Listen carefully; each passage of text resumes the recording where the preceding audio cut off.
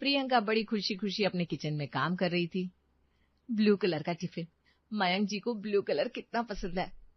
पर भैया बच्चे थोड़ी ना है भाभी, इतना चमकीले रंग का टिफिन दुकान वाले थोड़ी ना लेकर जाते हैं। अरे वही तो बात है ना, हम बड़े हो गए हैं ये सोचकर हम वो बहुत सारी चीजें करना छोड़ देते हैं जो हमें जिंदा रखती है, अंदर से जिंदा और खुश। और वो स्पार्क, वो बचपना बने रहना चाहिए बुढ़ापे तक। इसलिए मैं इनकी फेवरेट कलर का टिफिन लेकर आई हूँ। अच्छा, तवे का ब्रेड संभाला, मैं अब भी आती हूँ।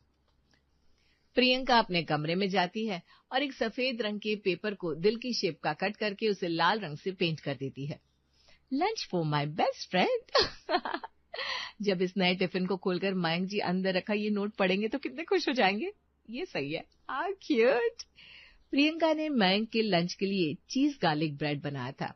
वो लंच पैक करने के बाद सभी के लिए पोहे के ऊपर भुजिया डालकर टेबल पर लगाती है। अग्रवाल परिवार की असली बहू तो तू ही है बेटा। बताइए सुमित्रा जी, कोई कह सकता है कि बहू दूसरे कास्ट की है? इतनी जल्दी बहू ने हमारे समाज का खाना पीना सब कुछ सीख लिया। हैं? क्या कुछ कह रहे थे क्या आप? मैं कुछ नहीं। प्रियंका किचन में जाती है और अपनी प्लेट लाकर डाइनिंग टेबल पर सबके साथ बैठ जाती है। मुरली टीवी पर न्यूज देखते हुए ब्रेकफास्ट कर रहा था, सुमित्रा फोन चलाते हुए और मयंक कॉल पर बात करते हुए। किसी का ध्यान खाने पर था ही नहीं। ये शेयर मार्केट का भी समझ में नहीं आता। अब लगता है इस शेयर की प्राइस ऊपर जाएगी तो दूसरी बढ़ जाती है। बड़ा खेल है भाई, इस मार्केट में बड़ा खेल है। अरे भैया, मैंने जब बोला था कि पहली बारी में दूसरी पेटी भेजना, तो आपने पहली वाली पेटी को पहले क्यों लगा दिया? वो माल अभी दुकान में चाहिए ही नहीं। जो चाहिए वो आप लोग दबा कर बैठ जाते। नहीं नहीं नहीं भैया, ये आखिरी गलती है, इसके बाद फिर मैं माल लेना ही बंद कर दूंगा। दिमाग खराब हो जाता है। फोन पर बात करता हुआ मयंक नाश्ता पूरा कर लेता है। नाश्ता कैसा लगा मयंक जी? नाश्ता? अरे हाँ, मैंने तो ध्यान ही नहीं दिया। क्या कह रहा हूँ, अच्छा मैं दुकान चलता हूँ। वो पार्टी ने ना मिस्टेक कर दिया, स्टाफ ने पेटी खोल दी तो बेकार में पैसे देने पड़ जाएंगे मुझे। चलो मेरा टिफिन पकड़ाओ जल्दी से। प्रियंका भागकर किचन से टिफिन लेकर आती है और अपने पति को पकड़ा देती है। 2 घंटे बाद मुरली भी दुकान जाने के लिए तैयार हो रहा था। अंदर आ सकती हूँ पापा जी? बड़े कायदे वाली बहू लेकर आया हूँ मैं। यहाँ किसी के पास वक्त ही नहीं होता। ये तो दूसरे के बाथरूम में भी बिना पूछे घुस जाए, और तू है कि कमरे में आने से पहले पूछती है अंदर आ जाऊं। बोल क्या बात है? हड़बड़ी अच्छी है पर हर समय नहीं। वैसे पापा जी मैं क्या कह रही थी कि प्लीज शर्ट चेंज कर लीजिए ना। आप हर रोज दुकान में ये एक शर्ट पहनकर जाते हैं, अच्छा नहीं लगता। 15 दिनों से देख रही हूँ मैं आपकी अलमारी से निकाल कर दूसरा शर्ट देती हूँ, वेट। प्रियंका फौरन अलमारी खोलती है और एक गुलाबी रंग की लिनन शर्ट अपने ससुर जी को देती है। अरे नहीं नहीं बहू, उम्र रह गई है क्या मेरी ऐसे रंग पहनने की? अरे बुद्धू सा लगूंगा मैं। वैसे भी ज्यादा अच्छे कपड़े पहनकर किसे दिखाना है? जो जिंदगी देखनी थी देख ली। प्रियंका के ससुराल में चीजें बड़ी नीरस सी हो गई थी। रोज वही काम, रोज वही उठना, वही एक खाना खाना और सो जाना। दोपहर को दुकान में जैसे ही मयंक थैले से अपना टिफिन निकालता है, उसका इतना चमकीला रंग देखकर हैरान हो जाता है। क्या बात है भैया, भाभी ने नया टिफिन दिया है, काफी रंग बिरंगा लग रहा है। इस प्रियंका का भी ना समझ में नहीं आता, ये क्या उलझुल हरकतें करती रहती है। कभी पानी में पूरियां तलती है, कभी बैठकर बादलों की स्केचिंग करती रहती है। और अब देखो मेरी टिफिन है चेंज कर दी। कितनी बार का ऐसे कि मुझे चीजों में फेरबदल पसंद नहीं है। नहीं नहीं वो बात नहीं है, वो आज काम वाली नहीं आई थी ना, तो नया टिफिन निकाल कर दे दिया होगा। मयंक जैसे टिफिन खोलता है उसके अंदर दाल चावल ना देखकर गार्लिक ब्रेड दिखता है। उस दिन मैदे का नूडल्स भर भर के दे दिया, फिर चावल के लड्डू बनाकर भिजवा दिए। और अब ये प्रियंका का भी पता नहीं कैसा खाना बना रही है आजकल। एक तो पार्टी ने खून पी रखा है, ऊपर से मेरी पत्नी। ए छोटू, तू जरा दुकान संभालना, मैं घर से होकर आता हूँ। मुरली दोपहर के खाने के लिए घर से निकल रहा था कि मयंक उसे देखकर उनके साथ ही घर के लिए निकल पड़ता है। आ गए आप लोग? बहू खाना लगा दे। अरे वाह, आज सूरज कहाँ से निकला है? ये तो श्याम बाबा की कृपा हो गई। दोपहर में गल्ला छोड़कर आप लोग घर आ गए मयंक जी। अच्छा मैं समझ गई। मेरा नोट देना पसंद आ गया होगा। शॉक्ड हो गए होंगे कि शादी के इतने दिनों बाद ये पे क्या करती रहती हो तुम? वो तो आपके लिए। टिफिन में गार्लिक ब्रेड कौन देता है? मम्मी बताओ तो। कभी चावल के गोल लड्डू बना देती है तो कभी मैदे वाला चाउमीन बना देती है। तुम्हें पता है ना मुझे इस तरह से खाने में छेड़छाड़ पसंद नहीं है। अरे समझाओ ना मम्मी इसे, ऐसा तो मेरा शरीर पानी हो जाएगा। टिफिन में क्या देना चाहिए? दोपहर के खाने में क्या खाता है इंसान? बेसन का चीला बनाकर नहीं देती तो घी के फुलके ही दे देती। जीरे वाले दाल राइस के साथ पापड़ लस्सी अच्छी नहीं रहती क्या? एक रस्से वाली सब्जी हो जाती है और एक सूखी सब्जी। 4 माले का टिफिन भी लाकर दे दिया इसने मुझे। इत्तू से टिफिन में गार्लिक ब्रेड भरकर दे दिया। बनाने को कम चीजें थोड़ी ना हमारे यहाँ। अरे नए नए उष्टंडे करना छोड़ दो तुम प्रियंका। बिल्कुल सही कहते हैं मयंक, सारी गलती मेरी है। सबको खुश रखने की कोशिश कर रही थी ना मैं। सोचे कम से कम खाना तो ये लोग चैन से खाए, खाते वक्त तो मुस्कुराए, वरना जब देखो सब अपने फोन में लगे रहते हैं या किसी काम में बिजी रहते। खाना तक चैन से नसीब नहीं होता इस घर के लोगों को। 30 की उम्र में 40 के लगने लगे हैं। और पापा जी मम्मी जी का तो कहना ही क्या, वो शायद घर में कोई बदलना चाहता ही नहीं। गलती मेरी है। इन सबको सब कुछ पहले जैसा ही चाहिए ना। अब पहले जैसा ही खाना बना दूंगी। ऐसा बनाऊंगी कि हाथ जोड़कर माफी मांगेंगे सारे के सारे मुझसे। अगली सुबह छज्जे तक लगी एक लकड़ी की सीढ़ी पर प्रियंका खड़ी फ्लैशलाइट दिखा रही थी और छज्जे पर थी कामवाली। यह छज्जे पर कुछ भी नहीं दिख रहा है भाभी। अरे वही होगा, ध्यान से देख तो। मुझे नहीं पता, ऊपर से एक टिफिन नीचे आनी चाहिए। रसोई की छज्जे पर चढ़ी कामवाली इधर उधर फ्लैशलाइट की मदद से देखती है। तभी उसे एक अजीब सा ढीला ढाला मरियल सा टिफिन दिखता है। ये टिफिन तो 90 बरस का लग रहा है। अब बस इसकी समाधि का वक्त है भाभी। ऊपर यही टिफिन है और कोई सलामत टिफिन नहीं दिख रहा। सलामत टिफिन चाहिए भी किसे? ये पकड़, इस नए टिफिन को ऊपर चढ़ा दे और पुराने वाले को इज्जत से नीचे ले आ।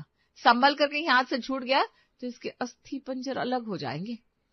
प्रियंका उस पुराने बाबा आदम के जमाने के टिफिन को साफ करवाती है। ये तो आंडू पांडू से लग रहा है भाभी। इसे सेट कैसे करते हैं? और ये बंद नहीं होने वाला। चैट जीपीटी जिंदाबाद। मैं देख लूंगी कैसे बंद होती है ये। पहले तू जाकर मेरे लिए मूली कद्दूकस कर दे। बड़े देसी खाने की इच्छा हो रही थी ना मयंक जी को। अब मैं इन्हें बिल्कुल देसी खाना ही दूंगी, मूली के पराठे के साथ खीरे की सब्जी। टिफिन तैयार थी। अब बारी थी सुबह के नाश्ते की। नाश्ता टेबल पर लगता है। ये क्या, पानी और रोटी? पानी के साथ रोटी कौन खाता है प्रियंका? ग्लास में पानी दिया था ना तुमने, तो कटोरी में पानी देने की क्या जरूरत थी? ये लीजिए मम्मी जी, सुन लीजिए। आपकी बेटी को ये भी नहीं पता कि पानी और कांजी के पानी में कितना फर्क होता है। मैं जब इस घर में आई थी तभी मम्मी जी ने तो मुझे बताया था कांजी का अपनी सेहत के लिए कितना बड़ा फायदा होता है। पहले राजस्थान में लोग यही खाना तो पसंद करते थे। कल दोपहर में कितने नाराज हुए थे आप मुझसे, इसलिए मैंने तभी सोच लिया था ये बचपना छोड़कर आपकी सेहत पर ध्यान दूंगी, नहीं तो आपका शरीर पानी हो जाएगा ना। और उस पानी को पानी होने से रोकने के लिए मैंने ये पानी तैयार कर लिया। काली सरसों, पीली सरसों, हरी मिर्च, काली गाजर सब कुछ पानी में डालकर नमक मसाले के साथ रात को ढककर छोड़ दिया था। सुबह सूरज उगते ही मैं जाग गई और इस पानी को लेकर धूप में रख दिया। इसलिए तो अब ये फर्मेंट हो पाया है। वैसे कैसा लग रहा है खाने में पापा जी? प्रियंका खुद ही खुद में मुस्कुरा रही थी और उसके सास ससुर एक दूसरे की शक्ल देख रहे थे। मयंक अब तो कुछ बोल ही नहीं सकता था, क्योंकि जो जैसा चल रहा है वैसा ही चलेगा। ये प्रवचन उसके मुंह से ही तो निकला था। बाबा भाभी मान गए आपको। मुझे लगा आपने सिर्फ रोटियां बनाई है। अब जरूर सभी को अचार रोटी देगी, पर आपने तो कांजी के पानी के साथ रोटियां दे दी। गजब। अरे ये तो कुछ भी नहीं है। तू एक काम कर, मेरे पास से नई थाली ले लेना। ये जो रोज मैला सा थैला लेकर तू नहीं आती, उस थैले में अपने भैया जी का टिफिन भरकर उन्हें पकड़ा कर आ जा। बड़े बिजी है ये लोग, थैले पर क्या ही नजर जाएगी इनकी, पर बाकी लोगों की तो जाएगी। प्रियंका ने जैसा अंदाजा लगाया था वैसा ही होता है। हड़बड़ी में मयंक फोन पर बात करता हुआ गंदा सा थैला लेकर दुकान पहुंच जाता है। इनकम टैक्स वालों से बच रहे क्या भैया? कोई और पटी पुरानी थैली नहीं मिली है? थैली नहीं, थैला है ये, थैला। सभी स्टाफ को हंसता देखकर मयंक जी की नजर अपने हाथ में पकड़े थैले पर पड़ती है, जो कि काफी पुरानी थी। वो थैले से टिफिन को बाहर निकाल देता है, पर टिफिन वो तो थैले से भी पुरानी थी। ये कौन से बाबा आदम के जमाने का टिफिन दे दिया प्रियंका ने? आपका टिफिन तो काफी अच्छा लग रहा है भैया, बिल्कुल जैसा आपको पसंद है। ओल्ड फैशन, पहले की तरह का। वैसे 6 मंजिला टिफिन मैंने पहली बार देखा है। यहाँ दुकान में मयंक के मजे हो रहे थे तो वहां मुरली दुकान जाने के लिए तैयार। प्रियंका हड़बड़ी में उनके कमरे में जाती है और अपने ससुर से भिड़ जाती है। अरे अरे बहू, आराम से। आराम से कैसे पापा जी, आप ही ने कहा था इस घर के लोग तो इतने हड़बड़ी में रहते हैं कि दूसरे के मसले में घुस जाते हैं, फिर ये तो मेरा घर है। ये कहकर प्रियंका फट से वापस चली जाती है। मुरली को कुछ समझ में नहीं आता। टकराने के बहाने पापा जी की शर्ट में अपने तेल से सने हाथ का दाग लगा दिया। अब जब लोग उन पर हंसेंगे तब उन्हें समझ में आएगा। मनोज जैसे ही घर से निकलता है, प्रियंका अपनी सास से दोपहर के खाने के बारे में पूछने चली जाती है। सुबह से पेट में बड़ा दर्द हो रहा है बहू, तू दाल रोटी बना दे। प्रियंका किचन में जाती है, पर सादा दाल ना बनाकर काठी दाल तैयार कर लेती है और साथ में मिस्सी रोटी बनाती है। एक तरफ सिलबट्टे पर लाल मिर्च लहसुन की चटनी तैयार करती है तो दूसरी तरफ कढ़ाई में पापड़ तलने शुरू कर देती है। अपने शर्ट के दाग के पीछे और अपनी टिफिन के पीछे पापा जी और मयंक जी घर पहुंच ही रहे होंगे। बाकी मम्मी जी की थाली में ऐसे तैयार कर दूंगी कि उनके पास भी कोई दूसरा चारा ना बचे।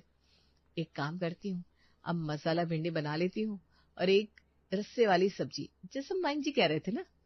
प्रियंका एक बड़ी सी थाली तैयार करती है, उसमें पापड़ रखती है, लहसुन की चटनी रखती है, घी मटर वाले लंबे चावल रखती है, मसाला भिंडी की एक तरफ रखती है अचार, दूसरी तरफ एक कटोरी में भुजिया और मिस्सी रोटी के साथ रस्से की सब्जी, और ये सारा खाना अपनी सास के सामने परोस देती है। उसी वक्त दोनों बाप बेटे भी दरवाजे से अंदर आते हैं। पता नहीं कैसे मेरी शर्ट में तेल का दाग लगा हुआ है, दुकान में सब हंस रहे थे। और कैसा टिफिन दे दिया तुमने मुझे, 6 माले वाला? एक में रोटी, एक में सब्जी, एक में सलाद, एक में कुछ और। अरे सब्जी भी कैसी, खीरे की सब्जी? मैंने तुझे जब सादी दाल बनाने को बोला था तो तू 56 भोग लेकर क्यों आ गई बहू? आपके सारे अच्छे कपड़े मैंने निकाल कर बर्तन वाले को दे दिए पापा जी। आपको नहीं पहनने थे ना अच्छे कपड़े। और मयंक जी, आपको तो बड़ी पुरानी टिफिन का शौक है, तो स्पेशली पुराना टिफिन निकलवाया है और खाना भी बिल्कुल वैसा बनाया जैसा आप कह रहे थे। अगर गार्लिक ब्रेड नहीं खाना है, मतलब कि आप खीरे की सब्जी, मूली के पराठे ही खाना चाह रहे होंगे ना।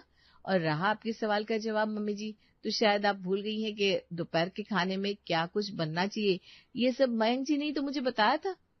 आप सबकी तरह मैंने भी अपना बचपन मार लिया और आधी बातें सुनने लगी, अपने हिसाब से करने लगी। यही तो होता है ना इस घर में। सभी समझ जाते हैं प्रियंका क्या कहना चाह रही थी, और उस दिन के बाद से उसके छोटे छोटे बदलाव और खुश रहने की आदत को सभी अपने में एक्सेप्ट करना शुरू कर देते हैं। शाम का समय। बहू, खाना तो अभी बहुत सारा बचा हुआ है, इतनी रोटियां क्यों बचा दी तुमने? माँ जी, मैं अभी खाऊंगी ना खाना, मुझे दोबारा भूख लगेगी तो मैं खा लूंगी। बहू, तू कितनी बार खाना खाती है, सुबह से लेकर रात तक बस खाना ही खाना। अरे माँ, तुम बार बार क्यों उसका खाना गिनती रहती हो, खाने दो ना उसे जितनी भूख है। शोभना नाराज होकर अपने कमरे में चली जाती है। आधी रात के समय अचानक शोभना को प्यास लगती है, इसलिए वो बिस्तर से उठकर पानी पीने के लिए किचन की तरफ आती है। तभी वो देखती है कि रागिनी हाथ में एक टिफिन लेकर घर के बाहर जा रही है। अरे, इतनी रात को रागिनी हाथ में टिफिन लेकर कहाँ जा रही है? चोरों की तरह चुपके से बाहर निकली है, मुझे तुरंत इसका पीछा ही करना होगा। शोभना दबे पांव रागिनी के पीछे पीछे घर से बाहर निकल जाती है। वो देखती है कि रागिनी सीधे उसी बगल वाली बुढ़िया के घर जाती है। बुढ़िया उसे देखकर, आ गई बेटा, मैं तो कब से तेरी राह देख रही थी। मुझे पूरा भरोसा था कि तू आज इस भूखी बुढ़िया के लिए खाना जरूर लेकर आएगी। हाँ माँ जी, मैं आ गई हूँ, सब सो रहे थे इसलिए थोड़ा देर हो गई, लीजिए खा लीजिए।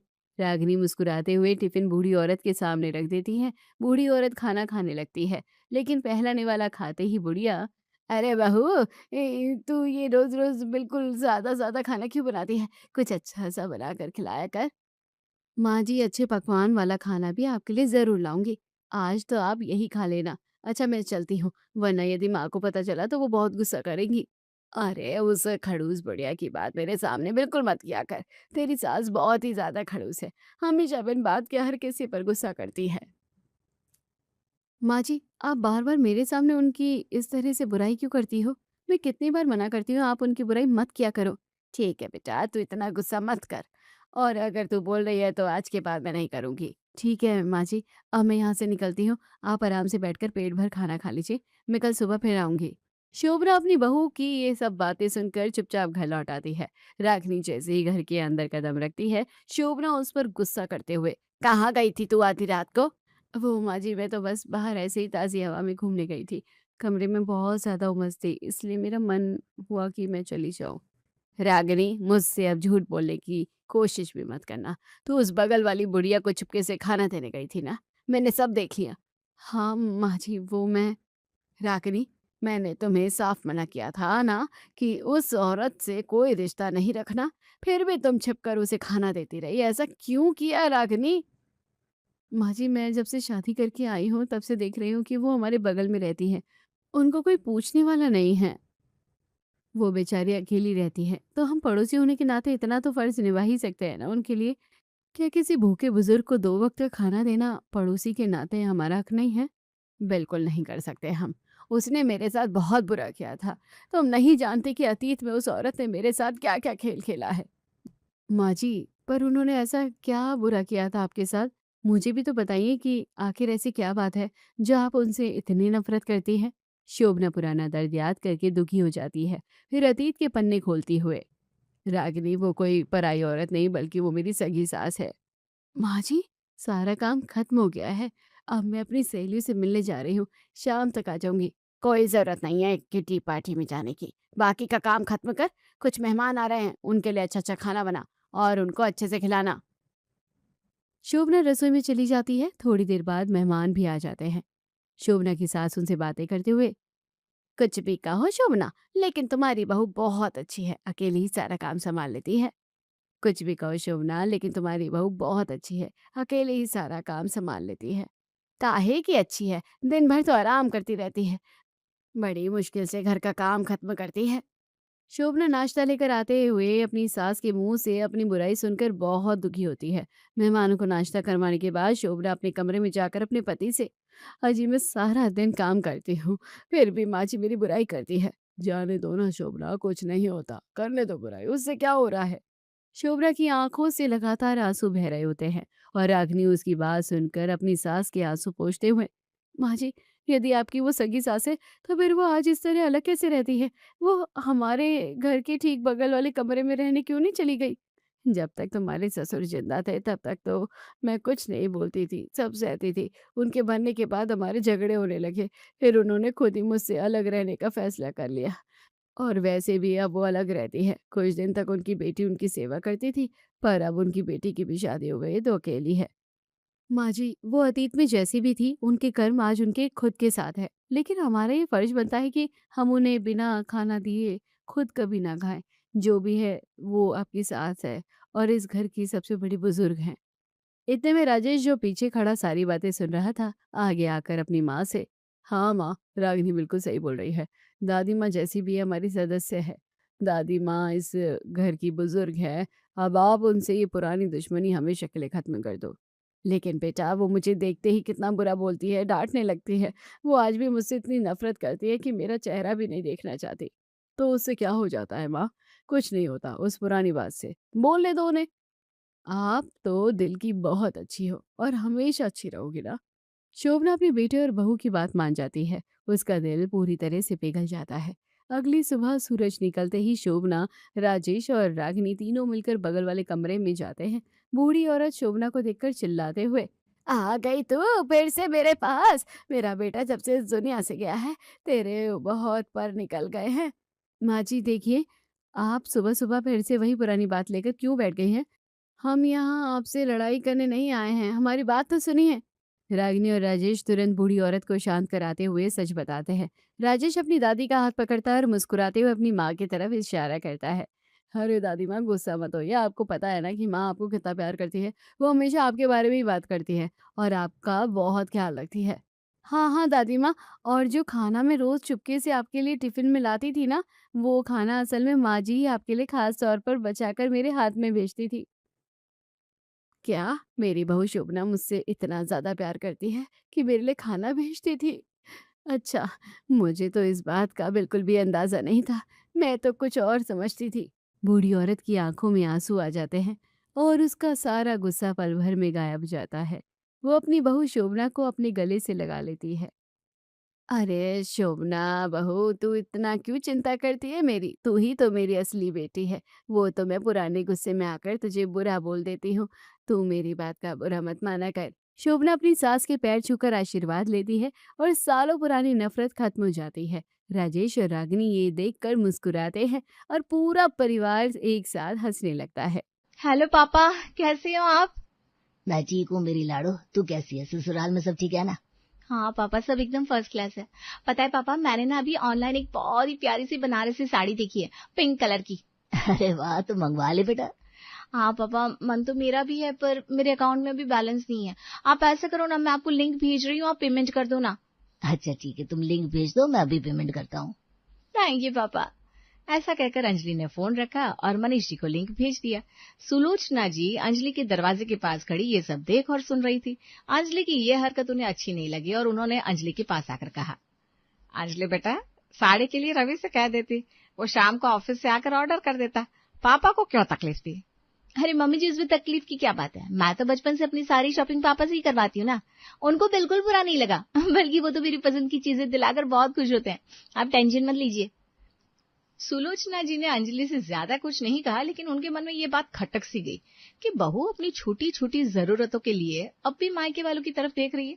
अगले दिन शाम को सुलोचना जी और अंजलि हॉल में टीवी देख रहे थे, तभी अंजलि ने कहा, ओफो, आज मौसम कितना अच्छा है ना। मम्मी जी, मेरा ना कुछ चटपटा खाने को मन कर रहा है। बता बेटा, क्या खाएगी? गर्मा गर्म आलू प्याज के पकौड़े बनाते हैं, चल, या फिर तेरे लिए पोहे बना दूं? ना मम्मी जी, वो सब नहीं। ये पकौड़े वगैरह ना मेरा बनाने का ना मन है ना खाने का। मेरा वो चिली कैफे वाले मोमोज खाने का मन कर रहा है। एक मिनट रुकिए। अरे अंजलि बेटा, पर मेरी बात तो सुन। सुलोचना जी अंजलि को समझाना चाहती थी, पर अंजलि कहाँ सुनने वाली थी। उसने सुलोचना जी की बात बीच में ही काट कर अपने भैया विशाल को फोन लगा भी दिया। हेलो विशाल भैया, कहाँ हो? मैं तो ऑफिस से निकला हूँ, अभी घर जा रहा हूँ। तू बता अंजलि, कोई काम था क्या? वो भैया, मुझे ना मोमोज की क्रेविंग हो रही है। आप जल्दी से मेरे ससुराल वाले एड्रेस पर चिली कैफे से 2 प्लेट मोमोज ऑर्डर कर दो ना। बस इतनी सी बात? अच्छा तू वेट कर, मैं अभी ऑर्डर कर देता हूँ। आधे घंटे में तेरे पास पहुंच जाएंगे तेरे मोमोज। ओके भैया, बाय। ऐसा कहकर अंजलि ने फोन रख दिया। अरे ये क्या कर रही है? खाने पीने की चीजों के लिए विशाल को क्यों फोन करती है? मैं रवि को फोन कर देती हूँ, वो आते हुए ले आएगा। मम्मी जी, रवि को आने में टाइम लगेगा और भैया को कौन सी तकलीफ है? वो तो मेरा अपना भाई है। लीजिए। बात करते करते ऑर्डर हो भी गया। अंजलि खुशी से दौड़ते हुए दरवाजे के पास गई। डिलीवरी बॉय ने अंजलि के हाथ में पार्सल दिया और चला गया। अंजलि ने पैकेट खोला और प्लेट में मोमोज सजाकर सुलोचना जी के पास ले आई। ये लीजिए मम्मी जी, आप भी खाइए, बहुत टेस्टी है। भैया ने हम सबके लिए भिजवाया है, खाइए ना। मुझे नहीं खाना ये सब, तुम खाओ। सुलोचना जी मोमोज की प्लेट को धीरे से टेबल पर रख देती है। अंजलि, अब तुम्हारी शादी हो गई है, अब ये तुम्हारा अपना घर है बेटा। छोटी मोटी चीजें या खाने पीने का मन हो तो तुम मुझसे कहो या रवि से कहो। ऐसे हर छोटी बात पर मायके से पैसे खर्च करवाना, वहां से चीजें मंगवाना अच्छा नहीं लगता। अच्छा क्यों नहीं लगता मम्मी जी? मैंने तो सिर्फ मोमोज मंगवाया है, तो क्या हो गया? अगर मैं इस घर की बहू हो गई तो क्या मैं उस घर की बेटी नहीं रही? अंजलि बेटा, तुम हमेशा बेटी रहोगी, पर अब तुम यहाँ की बहू भी हो और यहाँ की इज्जत का ख्याल रखना तुम्हारा फर्ज है। अगर तुम हर चीज मायके से ही मंगवाओगे तो हमें लगेगा कि हम तुम्हारी जरूरतें पूरी नहीं कर पा रहे। ओहो मम्मी जी, आप लोग भी ना फालतू में इतना सोचते हैं। पापा और भैया मुझे बहुत प्यार करते हैं, उन्हें कोई प्रॉब्लम नहीं है मेरे मांगने से। वो तो कमाते ही मेरे लिए है। आप ना बिल्कुल बुरा मत मानिए। अरे अंजलि, अक्ल क्या मायके ही छोड़कर आई हो? कुछ समझा रही हो, ऊपर तुम समझना ही नहीं चाहती। मम्मी जी, मेरा बहुत सारा सामान मायके में है, मैं तो बहुत कुछ छोड़कर आई हूँ वहाँ। आप लीजिए ना, एक मोमोज खाइए, सच में बहुत टेस्टी है। और हाँ, अगर आपको कुछ भी मंगवाना हो तो बेझिझक मुझे बता दीजिए, मैं भैया से कह दूंगी, वो तुरंत भिजवा देंगे। हे भगवान, मैं क्या करूं इस लड़की का? इसे तो बस मायके के पैसों पर ऐश करनी है, हमारी इज्जत का तो कोई ख्याल ही नहीं है इसे। सुलोचना जी अंजलि के बर्ताव से परेशान थी। रात को जब रवि ऑफिस से आया तब सुलोचना जी ने उसे सारी बात बता दी। खाना खाने के बाद रवि अपने कमरे में गया और अंजलि से कहा, अंजलि, मुझे तुमसे कुछ बात करनी है। हाँ रवि, बोलिए ना, क्या बात है? अंजलि, माँ मुझे बता रही थी कि कल तुमने अपने पापा से कहकर बनारसी साड़ी मंगवाई थी और आज शाम को विशाल से मोमोज ऑर्डर करवाया, क्या ये सच है? हाँ तो, अरे मुझे साड़ी पसंद आ गई थी और मेरे अकाउंट में पैसे नहीं थे और शाम को मुझे भूख लग रही थी तो मैंने भैया को बोल दिया। इसमें इतनी बड़ी क्या बात हो गई जो मम्मी जी ने आपको भी बता दी है? बात बहुत बड़ी है अंजलि, तुम्हारी हर छोटी बड़ी जरूरत पूरी करना मेरी और मेरे परिवार की जिम्मेदारी है। जब तुम हर चीज के लिए अपने मायके वालों से पैसे मांगती हो तो क्या तुमने सोचा है कि मुझे और मेरे परिवार को कैसा महसूस होता होगा? कैसा महसूस होता है? बल्कि खुश होना चाहिए कि मेरे पापा और भैया आप लोगों पर कोई बोझ नहीं डाल रहे। इसे बोझ नहीं कहते अंजलि, इसे स्वाभिमान कहते हैं। जब मेरे ससुराल वाले तुम्हारी हर छोटी छोटी फरमाइशें पूरी करते हैं तो मुझे ऐसा लगता है जैसे मैं अपनी पत्नी का खर्चा उठाने के काबिल ही नहीं हूँ। आप लोग हर बात का गलत मतलब क्यों निकालते हैं? अरे वो मेरे अपने हैं, मैंने बचपन से लेकर आज तक उनसे ही सब मांगा है। तब तो आप लोग नहीं आए थे बोलने कि तुम बड़ी होकर हमारे घर की बहू बनोगी, इसलिए अपने मायके वालों से कुछ मत लेना। तो अचानक से क्यों ना मांगू? अरे पागल, कैसे समझाऊं तुम्हें? बेटी हो तुम उनकी, पर वो अब तुम्हारा घर नहीं है। तुम्हें हमारे हिसाब से चलना सीखना होगा अंजलि। मुझे नहीं पता था कि इस घर में मुझे मेरी फैमिली से दूर करने की कोशिश की जाएगी। आप लोगों को जो सोचना है सोचिए। मेरे पापा और भैया मुझे प्यार करते हैं और मैं उनसे चीजें मांगना नहीं छोड़ सकती। Good night. अंजलि गुस्से में चादर ओढ़कर सो गई। कुछ दिनों बाद रवि के घर पर एक छोटी सी पूजा थी जिसमें उनके कुछ खास रिश्तेदार आने वाले थे। सुबह में अंजलि अपने कमरे में तैयार हो रही थी। उसने अपनी नई साड़ी पहन ली थी, पर वो अपने गहनों के डिब्बे को लेकर कुछ परेशान लग रही थी। रवि देखिए ना, इस साड़ी के साथ मैचिंग पहनने के लिए मेरे पास कोई अच्छा सा कुंदन का सेट नहीं है और मेरी पुरानी ज्वेलरी इस साड़ी पर बिल्कुल भी अच्छी नहीं लग रही है। अंजलि तुम तो ऐसे ही बहुत सुंदर लग रही हो। अभी जो सेट है वो पहन लो। ना रवि, मुझे कुंदन का ही सेट चाहिए।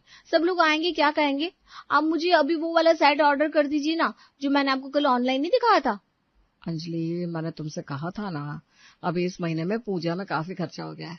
अगले हफ्ते मेरी सैलरी आ जाएगी तब मैं पक्का तुम्हें वो सेट दिलवा दूंगा। प्लीज आज के लिए मैनेज कर लो। लेकिन मुझे तो आज ही पहनना है। आप नहीं दिलवा रहे, कोई बात नहीं, मैं खुद अरेंज कर लूंगी। रवि जब कमरे से बाहर गया तब अंजलि ने तुरंत अपने भाई विशाल को फोन लगाया और रोनी सी आवाज बनाकर कहा कि उसे पूजा में पहनने के लिए एक ज्वेलरी सेट चाहिए। विशाल ने तुरंत ऑनलाइन पेमेंट करके वो सेट अंजलि के घर डिलीवर करवा दिया। पूजा के समय जब रिश्तेदार घर आए तो अंजलि वही नया कुंदन का सेट पहनकर हॉल में आई। अरे वाह अंजलि, क्या बात है, साड़ी तो अच्छी है ही, ये कुंदन का सेट बहुत जच रहा है तुम पर। रवि ने दिलवाया क्या? नहीं बुआ जी, रवि ने कहाँ दिलवाया, वो तो बड़ी ही कंजूस है। ये तो मेरे विशाल भैया ने मुझे अभी अभी भिजवाया है। भैया को पता चला मेरे पास इस साड़ी की मैचिंग ज्वेलरी नहीं है तो उन्होंने तुरंत मुझे ये सेट गिफ्ट कर दिया। मेरे भैया और पापा ना मेरी कोई भी ख्वाहिश अधूरी नहीं रहने देते। अंजलि ने तो ये बात शान से कही थी, लेकिन पास ही खड़े रवि और सुलोचना जी का सिर शर्म से झुक गया। पूजा खत्म होने के बाद सब लोग डाइनिंग टेबल पर खाना खा रहे थे।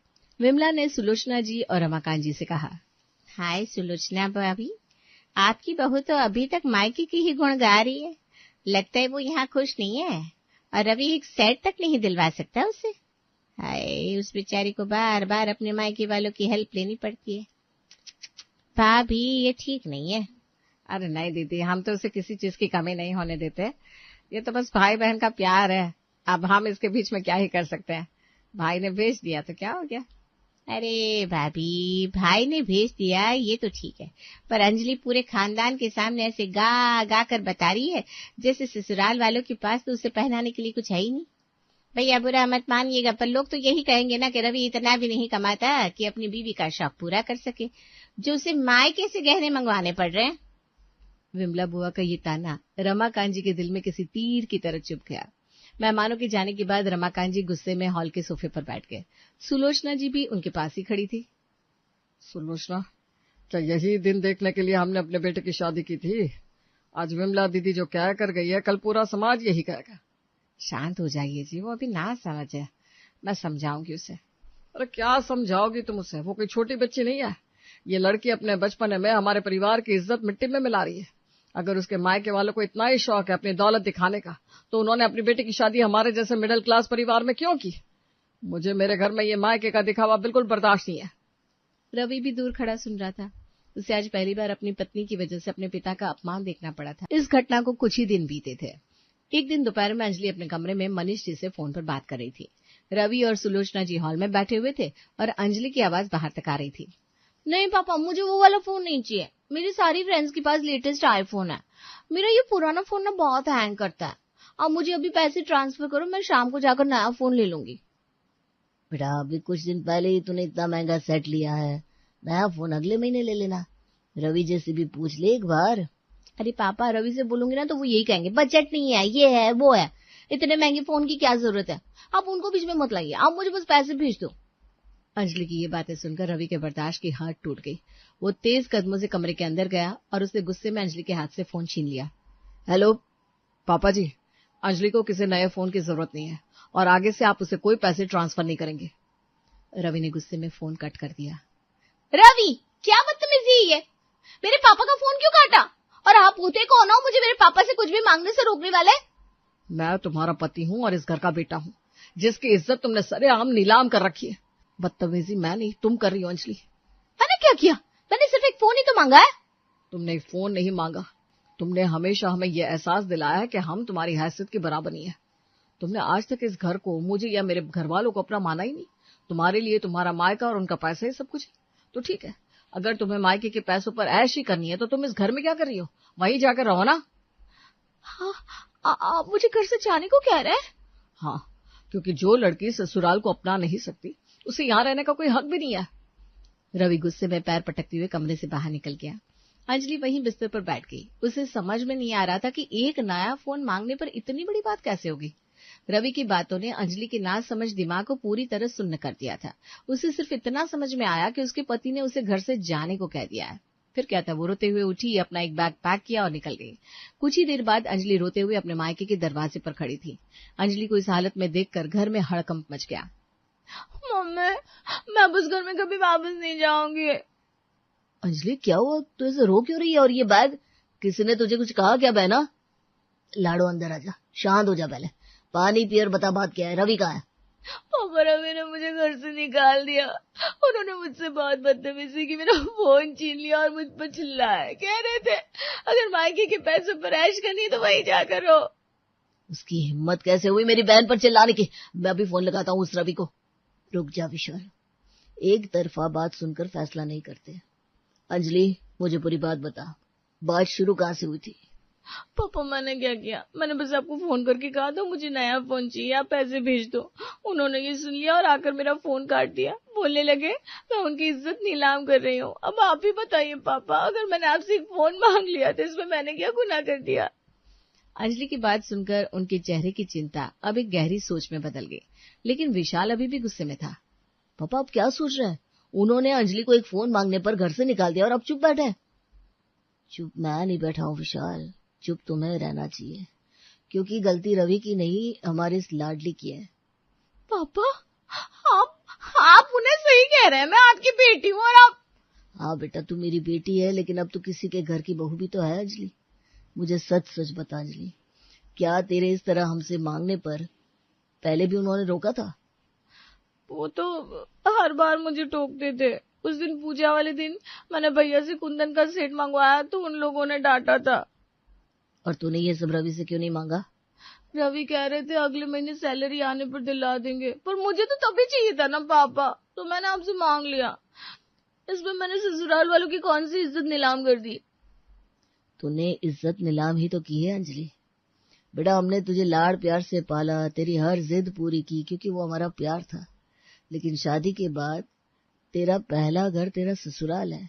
जब एक पत्नी अपनी हर छोटी बड़ी जरूरत के लिए पति को छोड़कर अपने मायके वालों के सामने हाथ फैलाती है तो वो अपने पति के स्वाभिमान को कुचल रही होती है। पापा, मैंने ऐसा कुछ नहीं किया।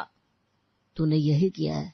तूने अपने ससुराल वालों को यह एहसास दिलाया कि उनका बेटा तेरी जरूरतें पूरी करने के लायक नहीं है। एक पति अपनी पत्नी की हर खुशी पूरी करना चाहता है, पर उसकी भी एक हैसियत होती है। तुझे उसके हिसाब से चलना सीखना चाहिए था, ना कि हमारे पैसों की धौंस वहां जाकर दिखानी चाहिए थी। अंजलि अभी भी अपनी जिद पर अड़ी थी। उसे लग रहा था कि उसके पापा उसे समझ नहीं पा रहे हैं। मनीष जी ने अब अंजलि को उसी की भाषा में समझाने का फैसला किया। अंजलि, एक बात का जवाब दे। कल को तेरे भैया विशाल की शादी होगी, इस घर में एक बहू आएगी। हाँ तो सोच, अगर वो लड़की शादी के बाद हर छोटी चीज के लिए अपने मायके वालों को फोन करे, खाने से लेकर पहनने तक का हर सामान उसका भाई या पति भिजवाए, तो फिर किसी दिन हमारे घर में कोई फंक्शन हो, जब हमारे सारे रिश्तेदार बैठे हो और वो लड़की सबके सामने सीना तान कर कहे मेरे पति विशाल की क्या औकात कि मुझे ये गहने दिलाए, ये तो मेरे पापा ने भिजवाया है, तो तुझे कैसा लगेगा? मनीष जी का ये सवाल अंजलि के दिल पर किसी हथौड़े की तरह लगा। बताना अंजलि, क्या तू अपने भाई का ये अपमान बर्दाश्त कर पाएगी? नहीं पापा, वो... यही तो तूने किया है बेटा। उन्होंने तुझे घर से इसलिए नहीं निकाला कि तूने फोन मांगा था, बल्कि इसलिए निकाला क्योंकि तूने उस घर को कभी अपना नहीं माना। अंजलि को समझ में आ गया कि उसकी प्यार और बचपन ने असल में कितनी बड़ी खाई खोद दी थी। अंजलि फूट फूट कर रोने लगी और इस बार उसके आंसुओं में जिद नहीं बल्कि एक गहरा पछतावा था। पापा, मुझे सच में एहसास नहीं हुआ कि मैं अनजाने में रवि को इतनी ठेस पहुंचा रही थी। मैं कितनी बड़ी बेवकूफ हूँ। मैंने अपना घर खुद ही उजाड़ लिया। पापा, अब क्या करूं? रवि मुझे कभी माफ नहीं करेंगे। गलतियां बच्चों से ही तो होती है बेटा, पर सच्ची समझदारी वो है जो अपनी गलती मानकर उसे सुधार ले। तो रो मत, हम कल ही सुबह तेरे ससुराल चलेंगे। अगली सुबह मनीष जी अंजलि को लेकर उसके ससुराल पहुंचे। अंजलि डरी हुई थी। हॉल में रवि, सुलोचना जी और रमाकांत जी बैठे हुए थे। समधे जी, मेरी बेटी से नादानी में भूल हो गई। मैंने इसे प्यार बहुत दिया, पर शायद ससुराल में रहने की समझ नहीं दे पाया। मैं आप सबसे इसकी तरफ से माफी मांगता हूँ। अरे मनीष जी, आप हाथ मत छोड़िए। हम तो बस अंजलि से ये चाहते थे कि वो इस घर को भी अपना घर समझे। जब तक ये हमें अपना नहीं मानेंगी, ये रिश्ता कैसे चलेगा? मम्मी जी, मैं अपने बचपने में ये भूल गई थी कि मेरा असली घर अब यही है। मैं आपसे वादा करती हूँ, आज के बाद आपको कभी भी मेरी तरफ से शिकायत का मौका नहीं मिलेगा। सुलोचना जी ने प्यार से अंजलि को गले लगा लिया और उसे माफ कर दिया। रवि ने भी अंजलि की तरफ बहुत ही प्यार और गर्व से देखा। अंजलि अब सिर्फ मायके की बेटी नहीं रही थी, वो अब सच में उस घर की एक समझदार और सुलझी हुई बहू बन चुकी थी।